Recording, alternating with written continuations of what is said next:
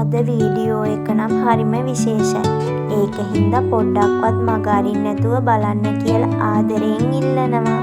මේ තියෙන්නේ අපේ ගෙදර තියෙන බුදු පහන. අද අපිට පන්සලේ දානේ. මමයි නංගි මේ උදේම යන්නේ පන්සලට.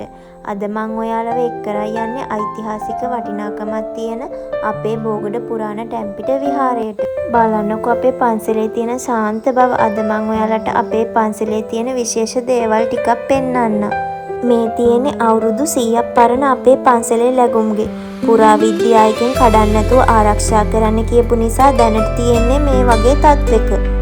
මේ තියෙන්නේ අපේ පන්සලේ අලුතෙන් හදපු මල් ආසන. ගමේ ඉන්න දායකයෝ හැමෝම එකතු වෙලා තමයි මේක හැදුවේ. මම දානෙට පූජා කරන්න මේ විදියට දැහැත් මල් සූදානම් කරගෙන පහනොත් පත්තු කරගත්තා. අපි දැන් යන්නේ අලුතෙන් හදපු විහාරයේ ඇතුළට දානෙ පූජා කරන්න.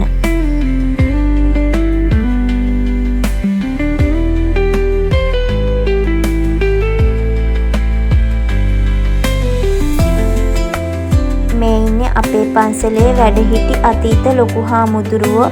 උන්වහන්සේ අපවත් වුණේ අපි පුංචි කාලේ. දැන් යන්නේ අපි අපේ පන්සලේ තියෙන විශේෂම තැන බලන්න. මේ තියෙන්නේ අවුරුදු ගණනාවක් පැරණි අපේ බෝගඩ පුරාණ ටැම්පිට විහාරය. බලන්නකො බුදු පිළිම වහන්සේලාගේ තියෙන පෞරාණික බව. ඒ කාලේ ස්වභාවික කොළ ಜಾති හා මල් වර්ග තලලා හදාගත්තු වර්ණ වලින් තමයි මේ බුදු පිළිම වහන්සේලා ආලේපනය කරලා තියෙන්නේ. බලන්නකො මේ ටැම්පිට විහාරේ මොනතරම් පෞරාණික බවක් පේනවද කියලා.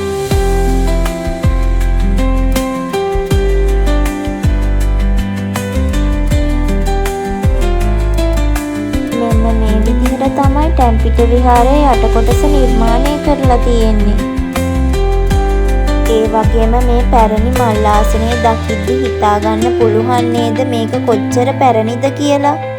මේ තියෙන්නේ අපි පුංචි කාලේ ඉරිදා දහම් පාසල් දවසට අපිට උගන්වපු තැන.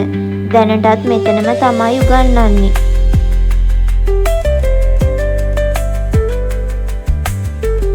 මේ යන්නේ අපේ පන්සලේ චෛත්‍ය රාජානන් වහන්සේ ළඟට. දැන් අපි යන්නේ බෝධිගරයට.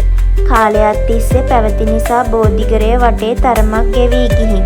ඒ නිසා මේ දවස්වල ඒක නැවත ප්‍රතිසංස්කරණය කරමිනුයි පවතින්නේ.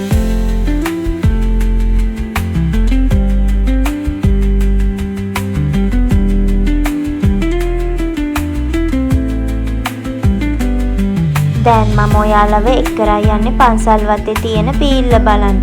ඒ යන පාරේ තියෙනවා විශේෂ සෑ දෙකක්. ඒ අපේ පන්සලේ වැඩ සිටිලා අපවත් වී වදාළ අතීත නායක හාමුදුරුවන් වහන්සේලා දෙනමකගේ.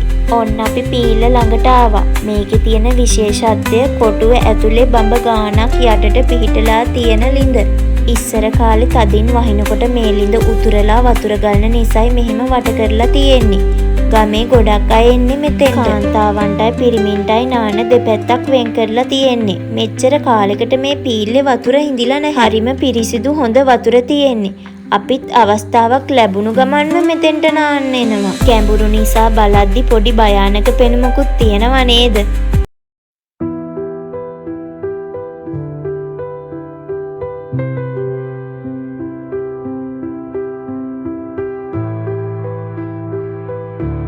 මෙන්න මේ පුරාවිද්‍යා පොතේ අපේ බෝගඩ පුරාණ ටැම්පිට විහාරය ගැන සඳහන් වෙනවා. ඉතින් අපි යන්න හදන්නේ අපේ පෞරාණික පන්සල ගැන කරපු වීඩියෝ එක ඔයාලට වැදගත් වුණා නම් ලයික් එකක් දාගෙන යන්න. තවත් මේ වගේ ලස්සන වීඩියෝ එකකින් ආයෙ හම්බෙමු.